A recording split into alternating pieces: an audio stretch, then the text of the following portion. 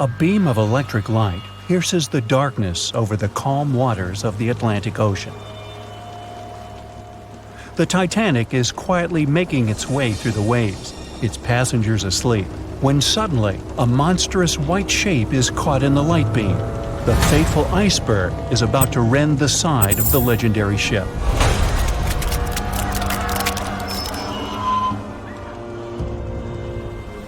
April 14, 1912, only 2 days before someone will take a photo of a giant iceberg with a pretty unusual elliptical shape.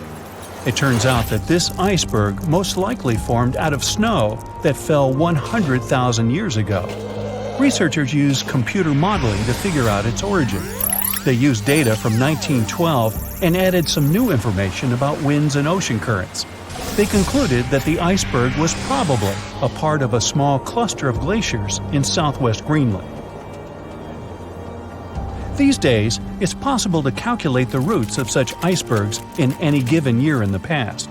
So the infamous chunk of ice was on its way from Greenland to an area further south from Cornwall.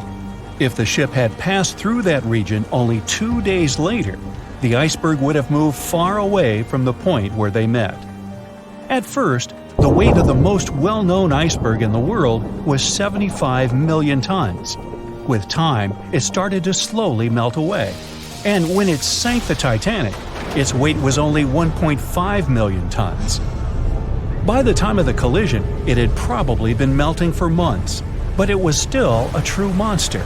When the Titanic sank, the iceberg was 400 feet long, and more than 100 feet of its surface was above the water. Some people believe it was a supermoon that caused the Titanic to sink. That night, there was a rare lunar event. It hadn't happened for 1,400 years. In normal conditions, the iceberg wouldn't have traveled so far south without melting and losing the largest part of its mass. But the supermoon could have been the reason for an unusually high tide that pulled the iceberg away from the glacier way faster than usual.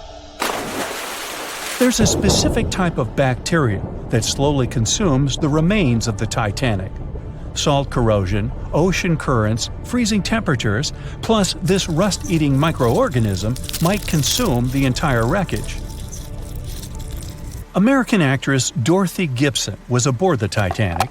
She survived, and when she arrived in New York, she started filming a movie called Saved from the Titanic almost right away. The movie was released only a month after the Titanic sank, and in the movie, she even wore the same shoes and clothes she had during the actual disaster. The movie was a big success at that time, but the only known copy was destroyed in a fire. 14 years before the Titanic sank, a novella called Futility had been published, and it seemed to have predicted the whole event. The plot centered around a fictional ship called the Titan that sank during its voyage. The Titan was almost the same size as Titanic, and they both went to the bottom in April. The reason was hitting an iceberg, too. Both the real and fictional ships were described as unsinkable, and both of them had the legally required number of lifeboats, which, as it turned out later, were nowhere near enough. We've seen it in the movie, but there were some real-life love stories happening on the Titanic, too. 13 couples even took a trip on the Titanic as part of their honeymoon. One of the couples owned Macy's department store in New York. Once it became clear the Titanic was rapidly sinking, the woman refused to go into a lifeboat without her husband. But he didn't want to join her while there were still women and children who he thought had to go first. Then his wife gave her coat to her maid. She insisted that the maid should get into the lifeboat, and she wanted her to be warm. As for the woman herself, she decided to stay with her husband till the end. Some people believe Titanic sank because of a mummy, not an iceberg. It all started around 1000 BCE with a mysterious woman who lived in Egypt, in the City of Thieves. People knew little about her, but they called her a priestess. Her mummy was put in a wooden sarcophagus and covered with a large lid with the image of her face and some mystical inscriptions. This place had been hidden until the first half of the 19th century, when a group of locals accidentally came across it. They disturbed her peace. No one knows how, but the mummy disappeared that day without a trace. A couple of decades later, a group of rich friends from England traveled to Egypt and found the empty mummy casket with the image of the priestess, whose dark eyes seemed to be looking into the void. They decided to buy it, but the buyer disappeared the same night before he even got the case. All members of the group had some accidents. The casket changed its location a couple of times until it, as some believe, ended up on the Titanic. It took more than 70 years for a robot submarine to find the ruins of this legendary ship. The wreck lies nearly 13,000 feet under the surface of the Atlantic Ocean, split into two halves. Why did the liner break apart? No one knows exactly. Some think it happened because of the water that got inside when the ship collided with the iceberg. The pressure was so powerful it separated two parts of the vessel, starting with the ship's bottom structure. Others say it was because of the hull rivets. They had a high concentration of slag or smelting residue, and that's something that can cause the metal to split apart. The ship generally had many flaws, starting with the design. The watertight bulkheads weren't completely sealed on top. This allowed the water to flow between the compartments and, in the end, sink the vessel. The iron of the ship's rivets and steel of the hull ended up ruined because of high sulfur content, cold temperatures, and high speeds. The steel shattered and the rivets popped out quite easily. Because of this, Titanic sank 24 times faster than it would have otherwise. If the ship had hit the iceberg head-on instead of ramming it with its side, it would have probably stayed afloat. How come the crew members didn't have binoculars? It would have surely helped them spot the iceberg on time and maybe even avoid the disaster. But the binoculars on the Titanic were locked in a storage cabinet. Only one crew member had the key, and he had been transferred off the ship right before it set sail. He later said he hadn't remembered to hand over the key. But even without the binoculars, the ship might have had some time to change course and avoid the collision if the crew had gotten some warning. But that's the thing, someone did warn them. About an hour before the incident, a ship that was relatively close to Titanic, the SS Californian, sent a message to inform them it had stopped because of dense ice field. But the warning never got to the Titanic's captain. Some experts say it was because the radio operator didn't think it was that urgent. And later, the SS Californian said they didn't get a call for help from the Titanic because their radio operator was off duty. Some say the crew on the Titanic couldn't spot the iceberg on time because of an optical illusion. Atmospheric conditions that night probably caused super refraction, which could have camouflaged the berg. After all, no one actually saw the iceberg until it was too close to the ship to somehow avoid the crash. Not even a whole minute passed between the moment they saw the iceberg and the collision. It was only 37 seconds, and it took Titanic 2 hours and 40 minutes to disappear below the ocean's waves. They were on their way to the New World when a rendezvous with an iceberg crushed all of their dreams and hopes. There was panic and tears and heartbreaking goodbyes, like that of Jack and Rose. Or was there? Let's see how well you know the real story of Titanic. The love story of Jack Dawson and Rose DeWitt Bukater was inspired by true events. What do you say? Is it a myth or a fact?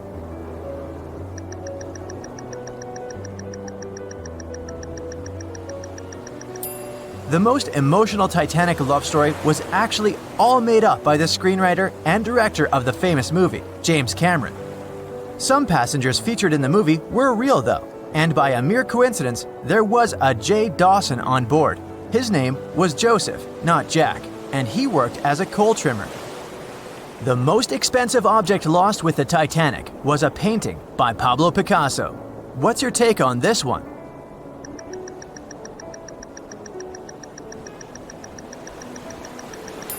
It's a myth. Another one given to us by the famous movie. The most valuable item that went down with the Titanic was probably a Mary Joseph Blondell painting, created in 1814. Some other valuable items were a violin that belonged to Wallace Hartley, the musician who insisted that they had to play till the very last moment.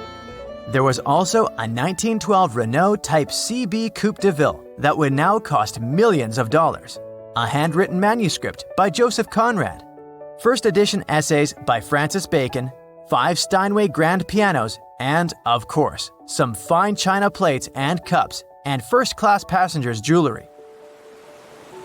The Titanic was the largest and the most luxurious passenger ship of its time.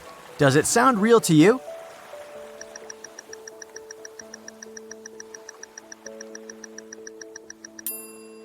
Yep, it's totally true.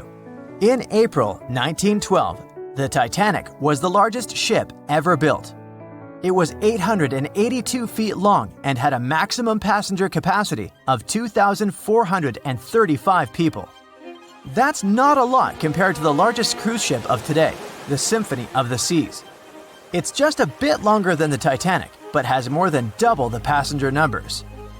And yes, no other cruise liner has probably beaten the Titanic in terms of luxury to this day. It costs more than $200 million to build in today's money. The tickets were also quite expensive. Duh! First-class tickets ranged in price from $1,700 in today's money for a berth up to $50,000 for one of the 2 parlor suites. Second-class tickets were $700. Third-class passengers had to pay between $170 to $460. Most of the passengers of the unsinkable ship managed to survive. True or false?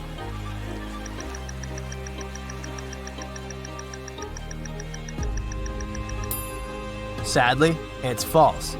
Only 37% of all the passengers actually survived the meeting with the Titanic.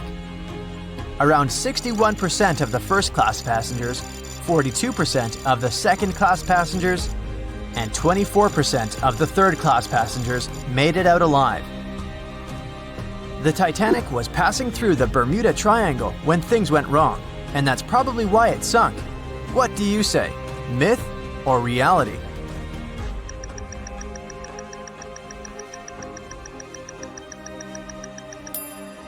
It's 100% a myth.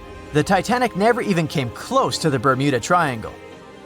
The liner sank about 400 miles south of Newfoundland, which is a huge distance to the north of Bermuda, the infamous area where ships and planes disappear without a trace.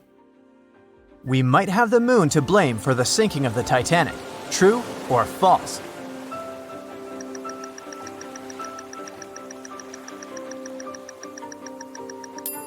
This one is true. The moon heavily affects the tides on Earth. The closer the moon is to the Earth, the stronger the tides are because of the increasing gravity of our satellite. Back in 1912, the moon was so close it made several glaciers in Greenland break apart. Massive chunks of ice that broke off from the glaciers started floating south. The supermoon event came just 6 minutes after a spring tide, the alignment of the moon, the sun, and the Earth that makes their combined gravity reach its peak twice a month. And the day before, our planet had come the closest to the sun that year, which made the gravity even stronger. This mixture of events created perfect conditions for one of the most powerful tides in history. Icebergs breaking off from Greenland's glaciers drift off to the coastal waters of Labrador and Newfoundland, where they often run aground.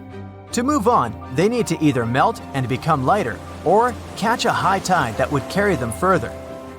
The 1912's tide was as high as it gets. So they shifted many shipping routes south because of the huge amount of icebergs. But not the Titanic, of course, as they believed it was unsinkable. It took 4 hours and 40 minutes for the Titanic to sink. What do you say?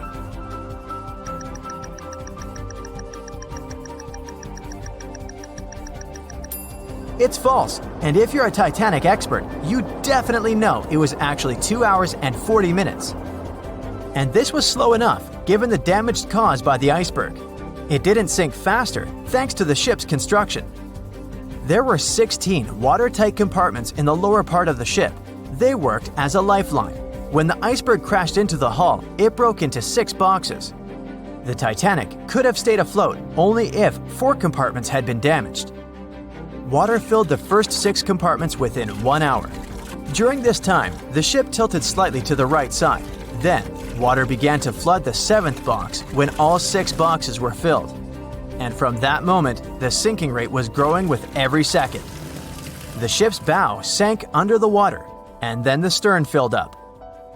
One of the leading reasons for the Titanic tragedy was signal rockets. True or false? What's your take on it?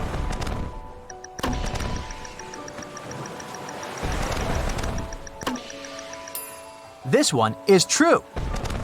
When any ship sinks, the crew members must release red flares. It's a signal to all nearby ships that someone is in trouble. But for an unknown reason, someone put white lights in the Titanic's rocket box. When the ship crashed into an iceberg, the crew members released white flares. Another ship, SS Californian, was nearby at the time. Its captain knew the Titanic was going through a dangerous iceberg area. The crew of this ship didn't see the Titanic in the dark, but they noticed white rockets. Radio communication between the vessels didn't work. The SS Californian operator turned off the receiver. The Californian captain felt that something was wrong, so he sent a Morse lamp signal to the Titanic. But it was too late. The ship was already underwater, so no one could respond. Another ship, Samson, was sailing alongside the Titanic. It drifted with lights off since it was catching seals, and that's not legal. When the captain saw the Titanic's white rockets, he thought it was the Coast Guard. So Samson sailed away as fast as they could. They realized they had abandoned the drowning passengers once they made it to Iceland and learned the horrible news. In 1996, one expedition managed to raise the Titanic from the ocean floor. Do you believe it?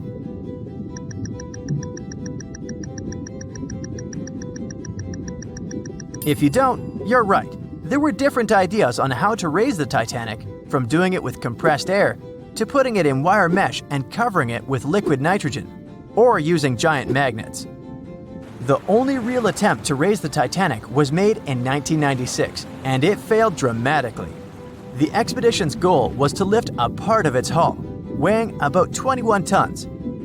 It would still have been the largest piece to see the sunlight again, if the operation had succeeded, that is. They lowered 4 large bags filled with diesel fuel to the bottom of the ocean and attached them to the hull plate. Then, the fuel bags were released and they started lifting the pieces on their own. The plate was about 200 feet below the surface when the weather got rough. The expedition members decided to tow the part to calmer waters around 80 miles away. Long before they reached the towing destination, half of the plate broke off and sank to the bottom again. 2 of the lifting bags seemed to have broken loose, and the hull went down. The Titanic will most likely crumble to dust halfway up if someone tries lifting it again. So, how many correct answers do you have? Let me know in the comments below. In the Titanic movie, you won't see any fumes above the 4th funnel of the legendary ocean liner, and it's not a mistake. Back in 1911, the year before the Dream ship's departure, large ships would mostly sail with 4 chimneys. They needed those to draw heat and fumes from their massive boilers. The Titanic was a real engineering gem that only needed 3 chimneys to function.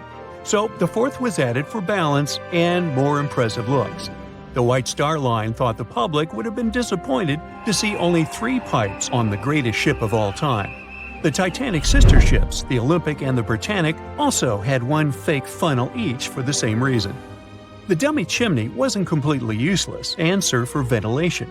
It took out the fumes from the machine spaces in the lower decks and from one of the first-class general rooms. 1 big ventilation funnel, instead of several small ones, helped to declutter the upper decks and left more open space for passengers to enjoy their strolls.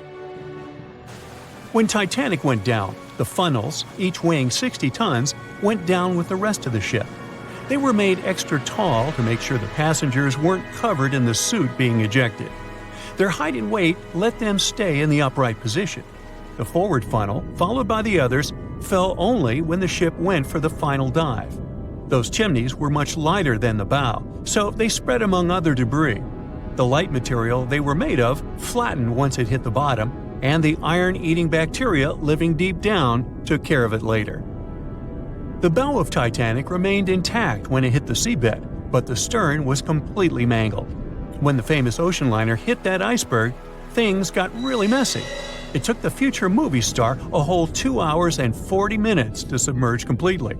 The collision let water flood 6 out of 16 watertight compartments. As the water gushed into the starboard side, the ship started to tilt down in the front and a bit to the right. By midnight, the damaged compartments were spilling water into others, and it was chaos because these compartments were only watertight horizontally. Soon enough, water started flooding through the anchor chain holes, and by 2 a.m., the bow was sinking, and the stern's propellers were lifted out of the water. The ship kept flooding until the moment the bow went underwater, and the stern shot up almost 45 degrees. The weight of those massive propellers stressed the ship's midsection. The steel just couldn't handle it and failed. Survivors described that moment as some loud noise, like breaking china or falling gear. That was the Titanic's upper structure giving in. By 12 past 2 a.m., the bow and stern were only connected by the inner bottom structure. Minutes later, the bow, weighing almost 16,000 tons, broke loose from the stern. The stern rose sharply to an almost vertical position and started sinking slowly. By 2:20, it disappeared underwater. The bow was cruising down at about 13 miles per hour and had hit the ocean floor almost a half an hour before the stern. The two parts of the Titanic now lie 2,000 feet apart, pointing in different directions. The bow remained mostly intact, just covered in mud. The stern turned into a tangled wreck because of the implosions it went through during the descent. The air trapped within the structure just couldn't handle the increasing pressure of the water deep down. Signal rockets played a big part in the Titanic's tragedy. When a ship goes down, you're supposed to shoot up red flares to signal trouble. But someone decided to stock Titanic with white lights instead of the usual red ones. So when the ship smacked into that iceberg, the crew fired off white flares. The SS Californian was passing nearby, and his captain knew the Titanic was in a dangerous iceberg zone. The crew didn't spot the sinking Titanic, but they sure saw those white rockets. The radio between the ships was useless because the Californian's operator switched it off. The captain had a gut feeling something was off, so he flashed a Morse code light signal at Titanic. But he received no reply because the Titanic had already gone underwater. There was another ship, Samson, sailing alongside the Titanic. It had plenty of illegally hunted frozen seal meat from Canadian waters abroad, so it was sailing with lights off to remain unnoticed. When they saw the Titanic's white rockets, they thought it was the Coast Guard and zoomed away. Samson didn't have a radio, so they couldn't find out about the ongoing disaster. The crew got the news about Titanic only when they got to the coast of Iceland the following month. There have been many theories to explain the Titanic tragedy, and one of the recent ones says that there was a fire involved. An Irish journalist went full detective for decades, digging into the mystery, and stumbled upon a game-changer. He came across a photo album that had been hiding from the public for a century after the tragedy. In the pictures, taken at the Harland and Wolff shipyard in Belfast, Northern Ireland, just over a week before the liner sailed, you can clearly see a massive 30-foot black spot on the ship's hull. Maloney researched the photos and eyewitness testimony from the time and claimed that a fire spontaneously broke out inside of one of Titanic's enormous coal bunkers. It was raging for a whole 3 weeks and messed with the metal, critically weakening a crucial segment of the ship's hull. Back then, most ships had just one hull, so it was the only skin the Titanic had.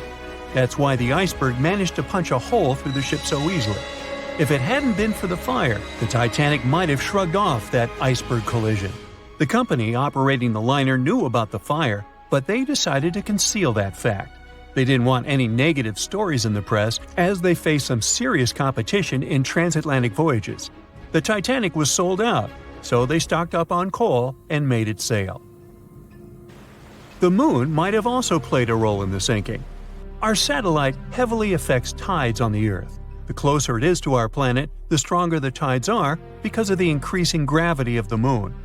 Back in 1912, the moon was so close it made several glaciers in Greenland break apart. Massive chunks of ice that broke off from the glaciers started floating south.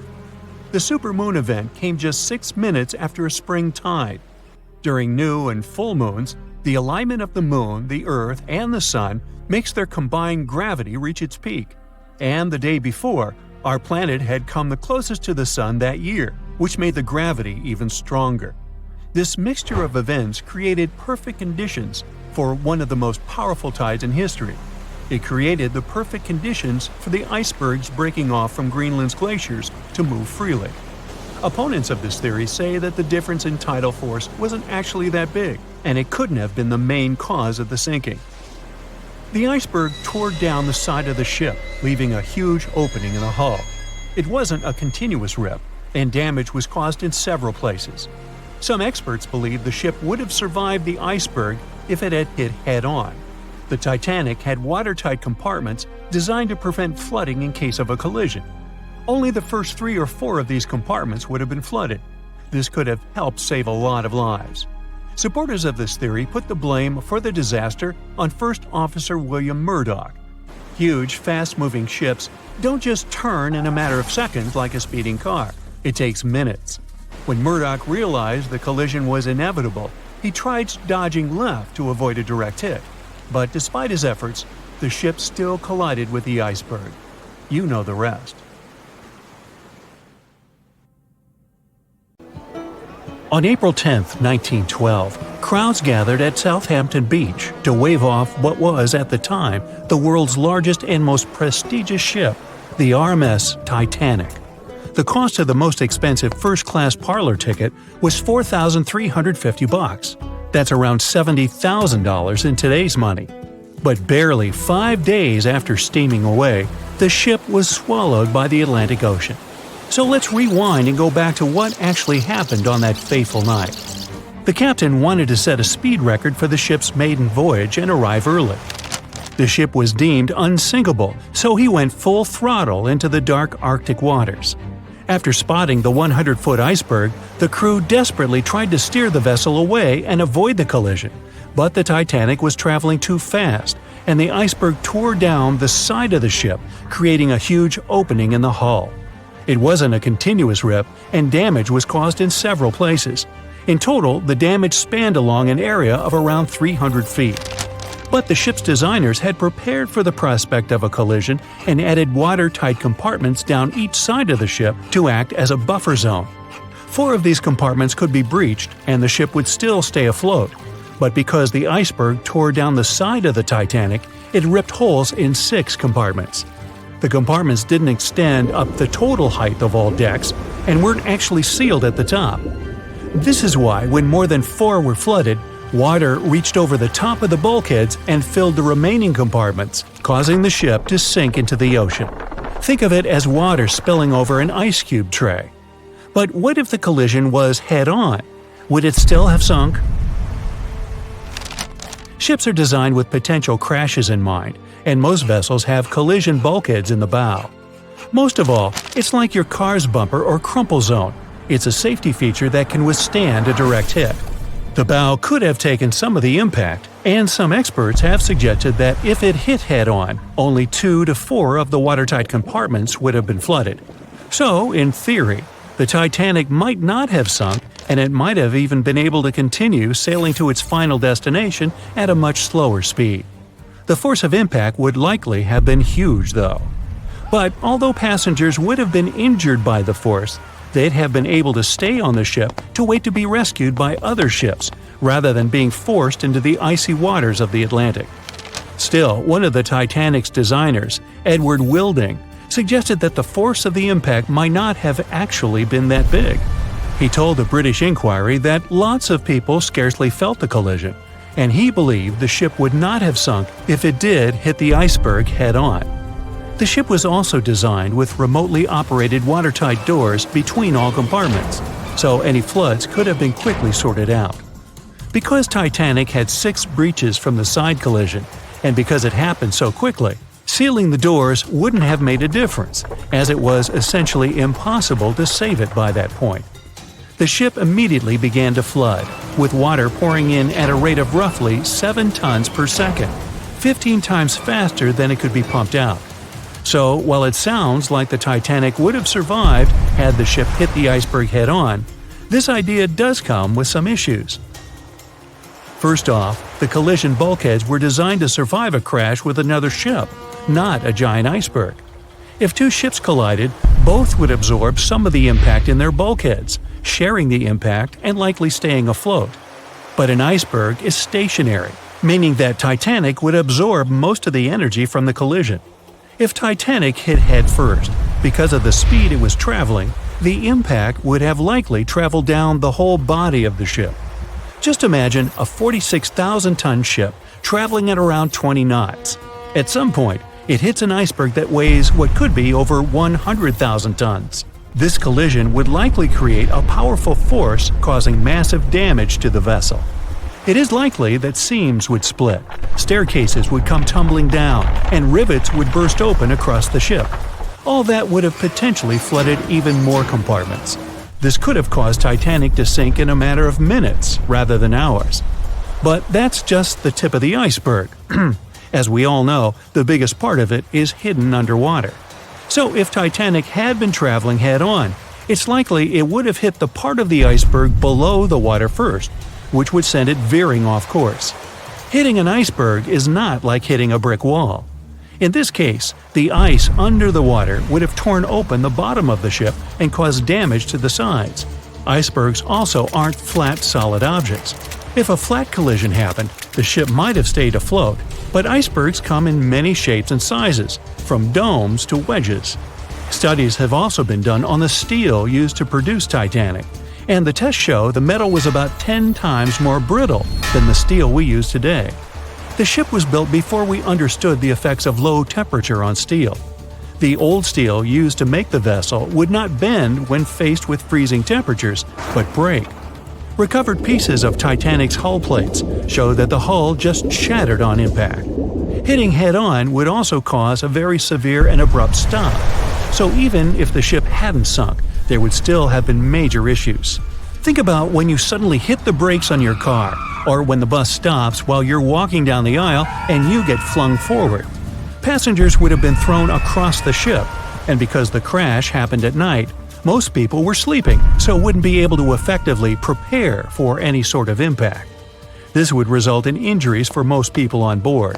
It would be especially bad for those at the front of the ship, where the accommodation for the off-duty firefighters, greasers, and engineers was.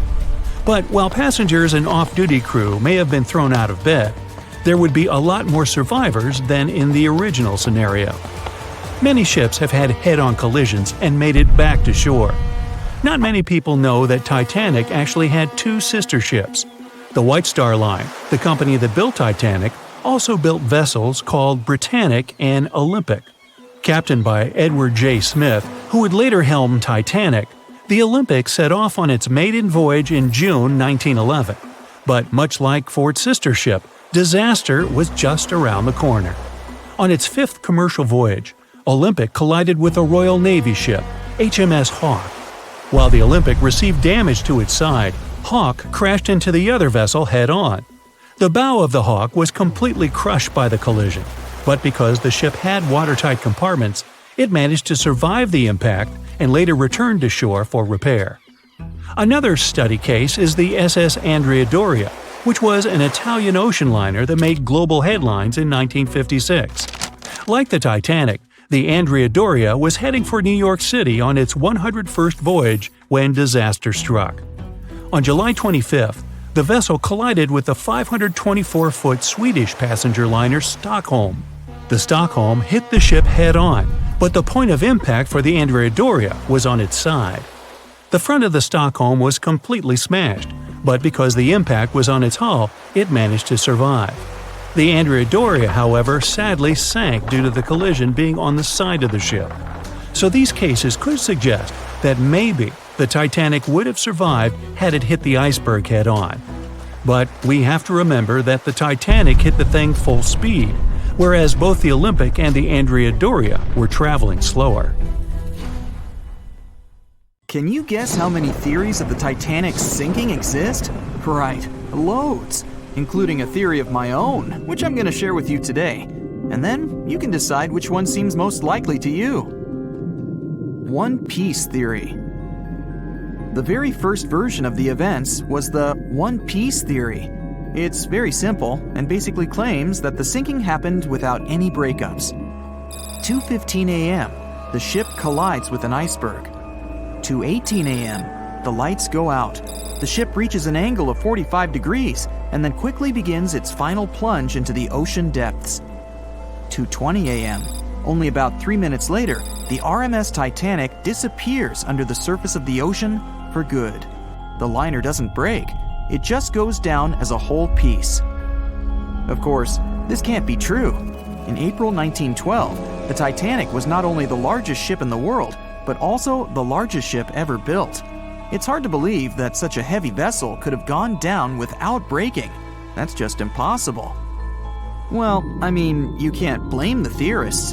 Before we found the wreckage, there were no other theories. Wait a minute, or were there?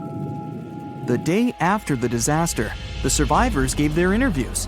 They talked about what had happened, and some of them claimed that the ship had actually broken in two when it had been flooded. For example, Jack Thayer, a 17-year-old boy, outlined the sinking as he remembered it, and L.D. Skidmon drew a sketch based on his description.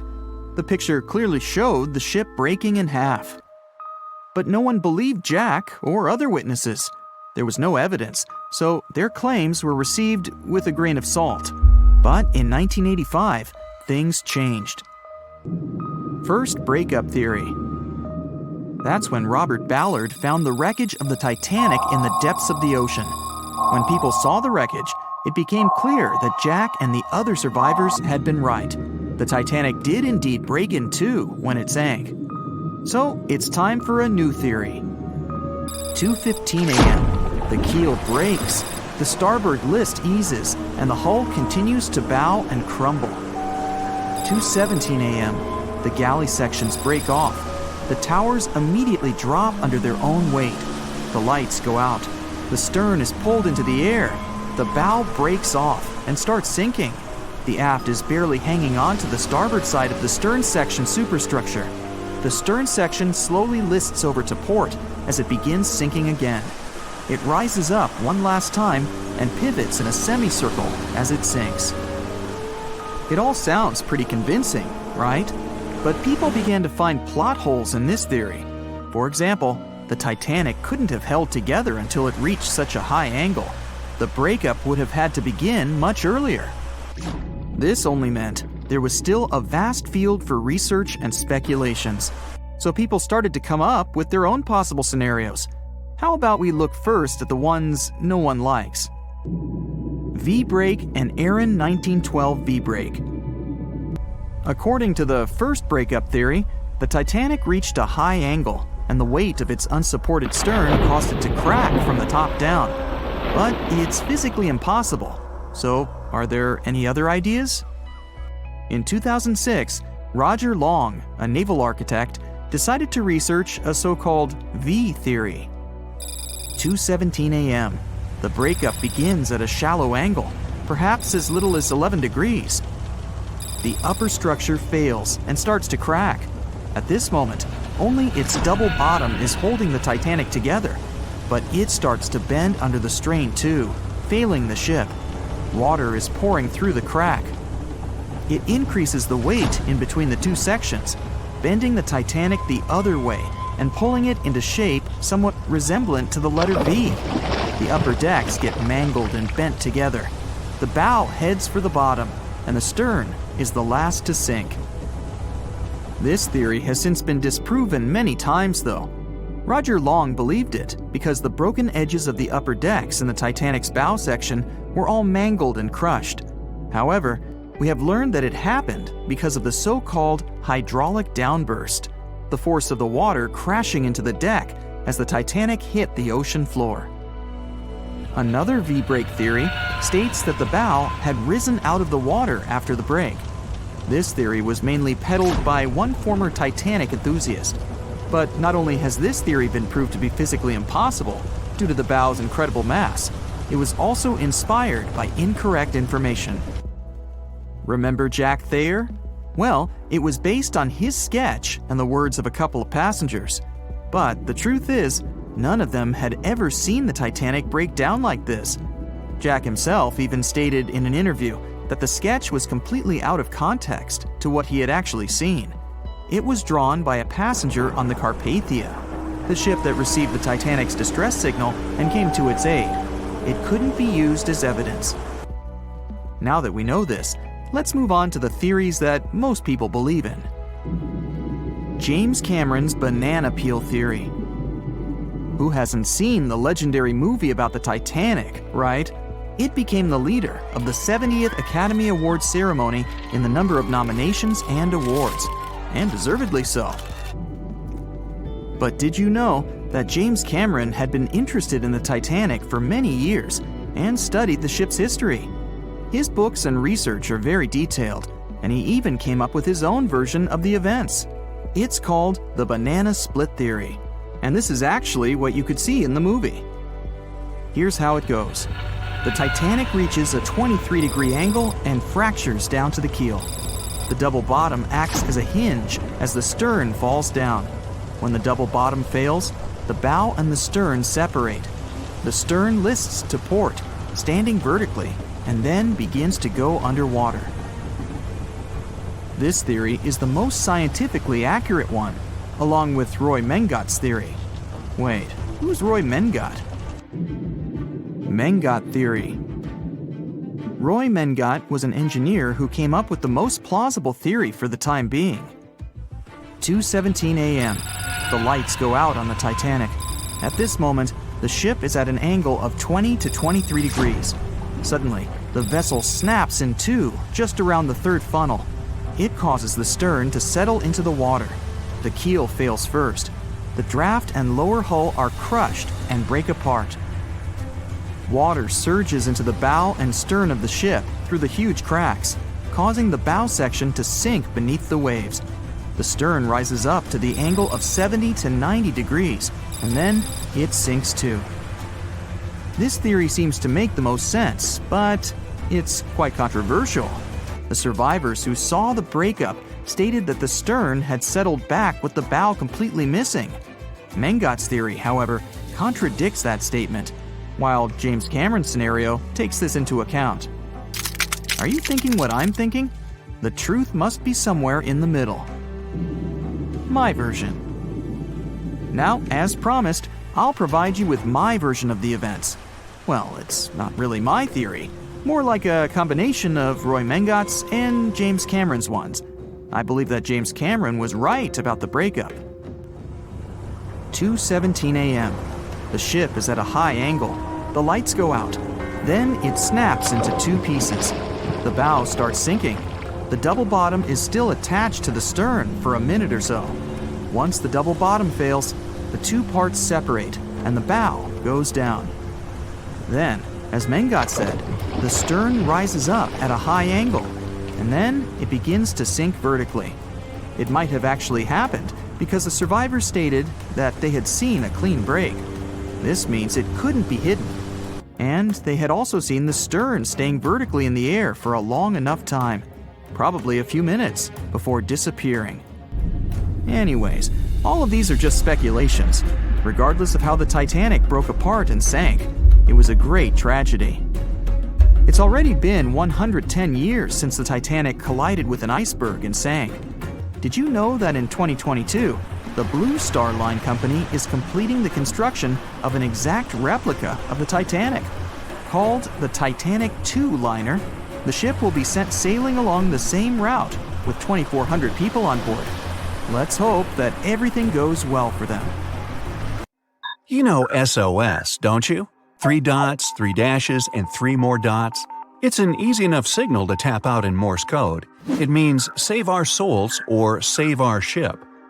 The crew of the legendary Titanic had been desperately trying to send this signal for 2 hours the night of April 14, 1912. There were other ships not too far from the spot where the iceberg took down the mighty Titan of the sea, but the call for help seemingly disappeared before it could reach them. The passenger ship SS Mount Temple did pick up a signal and try to respond, but the Titanic never got the answer. So what was silencing the ship's cries for help? Some unknown Bermuda Triangle of the North Atlantic? Consider this. Eyewitnesses say the sky was painted with a brilliant aurora borealis that cold, fateful night. Beautiful, yes, but on that day, the northern lights may have sealed Titanic's fate for good. You see, the aurora borealis forms thanks to geomagnetic storms. Sounds complicated, but those are basically fluctuations in the Earth's magnetic sphere, and what causes those is the sun itself. The magnetic sphere is like a protective bubble that surrounds our planet. It blocks harmful solar rays, winds, and other cosmic dangers from reaching us. Without it, life on our planet wouldn't be possible. Earth would look more like Mars. You also have it to thank for compasses pointing north. Experts know the Earth's magnetosphere affects navigational equipment, or disrupts it. Which brings us back to the Titanic. Recently, a published weather researcher named Mila Zenkova proposed a theory that solar flares, which provoked a geomagnetic storm, could have played a major role in the Titanic's untimely demise. Solar flares make themselves known on Earth all the time. Some people are especially sensitive to the magnetic storms they cause. These unlucky folks can feel weakness, fatigue, headaches, and even mood swings. On usual days, the pressure is the same on both sides. The magnetosphere blocks all the bad stuff, and we're all happy. But sometimes, explosions occur on the sun. They can be massive, Earth-sized. These flares shoot out a wave of charged particles that collides with the magnetosphere at high speeds. Our protective bubble then goes on the defense. It shrinks, deforms, and pushes those particles toward the poles. Enter those brilliant lights dancing above the Titanic that night. In the north, we know it as aurora borealis. In the south, aurora australis, or the southern lights. When the magnetosphere pushes those solar and cosmic particles toward the poles, they collide with molecules of different gases. That's why you get the range of colors. For example, oxygen can be green or red depending on the distance, and nitrogen is blue or purple. What multiple people saw that night was exactly this phenomenon, including the second officer from the rescue ship Carpathia. He wrote it down in the logbook before getting the distress call from the Titanic. But I'm getting ahead of myself. Auroras are a visible sign of a geomagnetic storm. Now, about navigational equipment. This applies to satellite and radio frequency devices. Remember, they didn't have iPhones back in the Titanic days, so the average person couldn't notice their gadgets going haywire. But navigational devices and wireless telegraph did exist and were actively used. Rewind back to the Middle Ages, when sailors noticed that, on some days, compasses wigged out. The arrows spun in all directions, and people back then had no idea why. It wasn't until the 18th century when French scientists found out that such problematic days occur at the same time as black spots appearing on the sun. Solar flares, the mystery was solved. Now, the Titanic had the most advanced, well-known radio equipment at that time. They tested it thoroughly to make sure it worked for distances up to 2,000 miles away. Titanics passed them all. On April 10, 1912, the massive liner left Southampton and set off for New York. The very next day, the crew started getting the first reports of drifting icebergs and ice fields. They put dots on the map to mark the coordinates and let out a sigh of relief. All the troublesome spots were north of the Titanic's planned route. But after a couple of days, the warnings were moving farther and farther south, encroaching on the majestic ship. On April 14th, Captain Edward Smith decided to change course to the south in hopes of bypassing the ice. This ended up being a huge mistake. Enter the magnetic storm. If it was throwing the navigation equipment off, even by a tiny error of half a degree, the captain could have been mistakenly taking the ship right toward a cluster of icebergs. What's even worse, the radio operators ignored warnings coming from other ships. That, or they simply forgot to hand them over to the captain. As hired contractors from the radio company, they were more interested in transmitting paid telegrams from passengers on that luxurious liner. The radio transmitter kept going out of order that evening, probably because of all this private traffic. When it was finally fixed, operator Jack Phillips received another message from the SS Californian at 10:30 p.m. Their operator was trying to warn Phillips about the coordinates of drifting icebergs, but he paid them no attention. He was nervous and in a hurry. Was the magnetic storm to blame for his frayed nerves and bad mood? We can only speculate. But as you know, some people are more sensitive to these things. The weather was fine, the ocean was calm, the water was smooth as glass. Despite all the warnings, the ship continued to sail at a maximum speed of over 22 knots. An hour later, Titanic collided with the infamous iceberg. On April 15th at 12:14 a.m., in the middle of the night, Titanic's operator started to transmit the first emergency signals. The SS Californian was sailing just 20 miles from the Titanic. They could have easily come to a quick rescue. But 10 minutes before the disaster, the Californian's radio operator had gone to bed. He was the only one who understood Morse code on the ship. According to this new theory, the magnetic anomalies possibly blocked Titanic's messages to other ships. For example, the steamer SS La Providence didn't receive any signals from the sinking ship at all. Yet they were still getting transmissions from another giant, the Olympic, which was 500 miles from the Titanic. That night, the signals were acting strange. They simply got lost somewhere in space, or they were like a jumbled riddle, impossible to solve. The SS Mount Temple did get a message and rushed to Titanic's aid.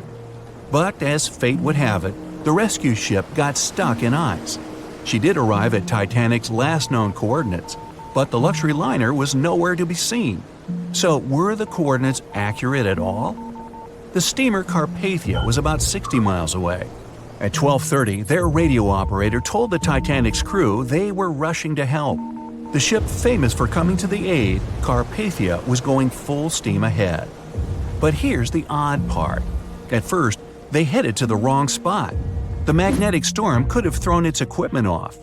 Good news is the steamer did end up reaching the right place when they saw the lifeboats full of passengers.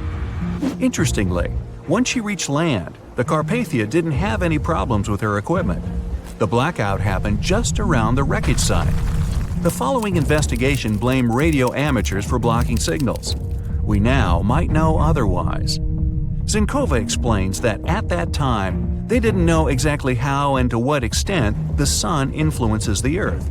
No one could have guessed that the sun could tamper with these massive ships' navigational equipment, especially one that had the best of the best at the time.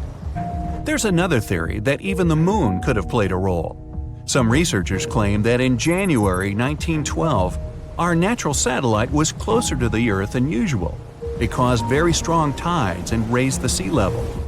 Every year, icebergs break away from Greenland and stop around Newfoundland. But not that year. The increased water flow pushed them further for 3 months. And come April, they were right in the way of transatlantic ships. Unfortunately, it was a recipe for disaster when it came to the mighty Titanic. No one could ever have imagined that the unsinkable Titanic would collide with an iceberg, except for one man, William Thomas Stead. Well, not directly, of course. It's not like he jolted out of bed one day, envisioning the fall of the Titanic. Rather, he wrote an empowering short story called How the Mail Steamer Went Down in Mid-Atlantic by a Survivor on March 3, 1886, 26 years before Titanic sank.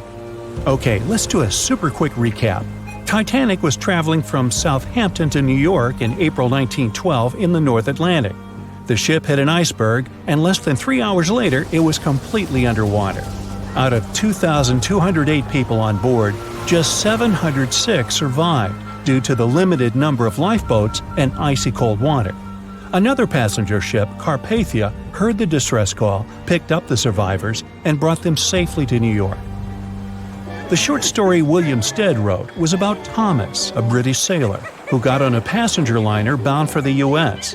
At one point, the protagonist realized there weren't enough lifeboats for everyone on board the ship in case something happened. A couple of days later, heavy fog covered everything in sight.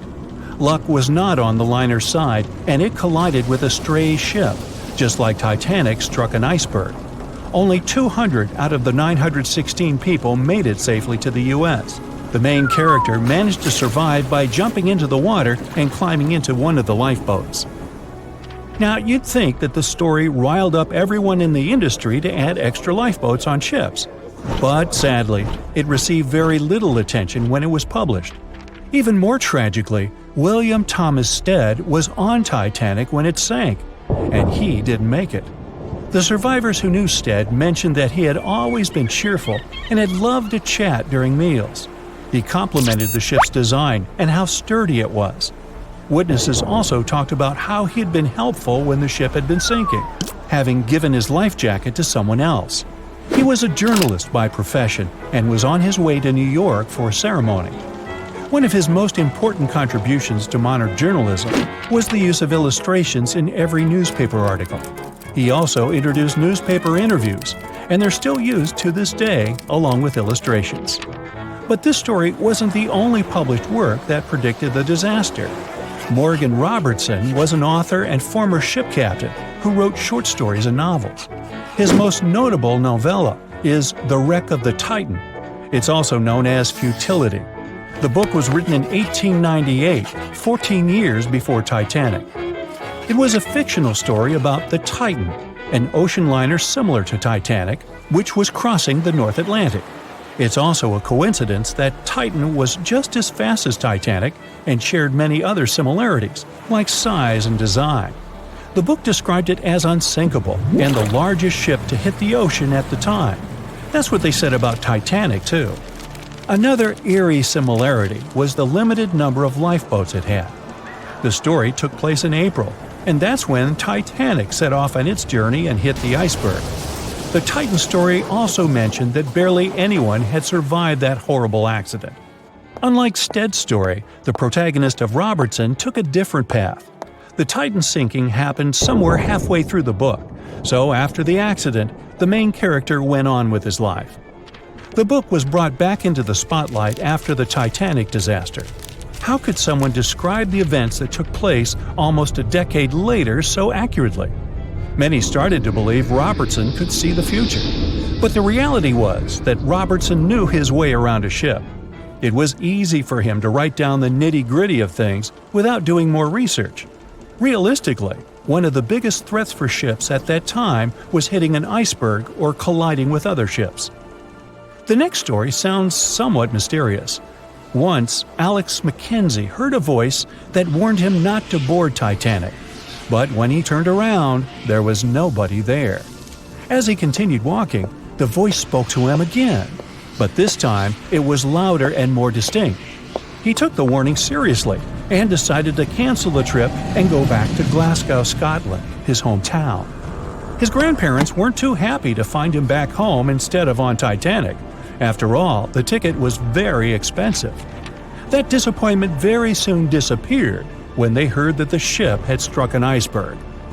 John Coffey was a member of the crew of Titanic, but he decided to ditch the ride when the ship stopped at his hometown in Queenstown, Ireland. His inner voice told him to get off the liner, and he did.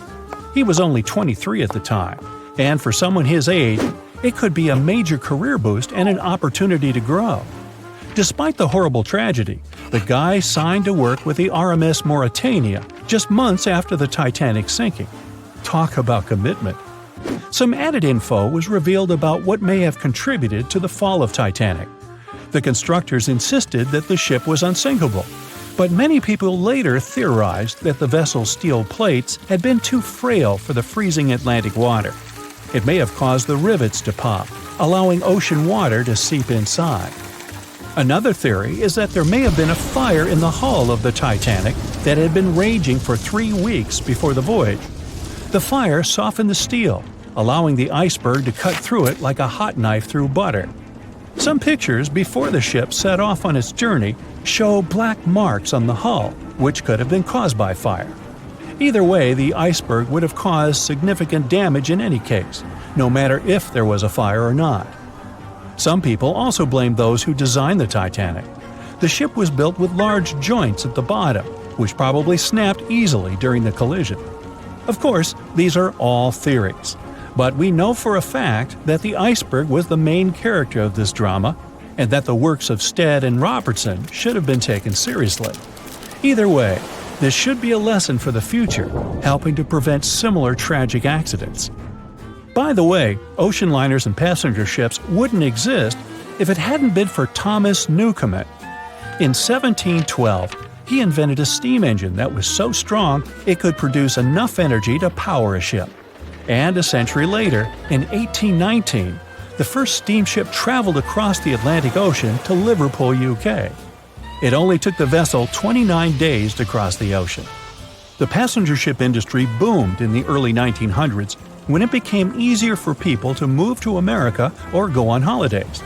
As decades rolled by, the use of aircraft stole the spotlight from passenger ships since planes were faster and more efficient.